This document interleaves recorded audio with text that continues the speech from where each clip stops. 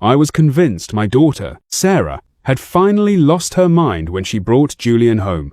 The guy looked like he'd get a sunburn from a 60-watt light bulb, and he spent the first 20 minutes talking about his yoga retreat in Sedona. I'm a meat and potatoes guy, the kind of man who thinks kale is just a garnish they use to hide the grease on a plate. For 6 months, I was the king of the one-word answer. If he asked how I was doing, I'd just grunt and go back to watching the ballgame. I figured he was just another city kid who didn't know a wrench from a rolling pin. Then came the great 4th of July disaster of last summer. My vintage Weber grill, my pride and joy for 15 years, decided to give up the ghost right as the neighbors were pulling into the driveway. I was fuming, ready to throw in the towel and just order 10 boxes of cheap pizza. But then Julian stepped up. He didn't even ask. He just took off his fancy linen shirt, grabbed my rusty old toolbox, and went to work on the gas regulator. Turns out, before he was some tech hotshot in the city, he spent every single summer working in his uncle's machine shop back in Detroit.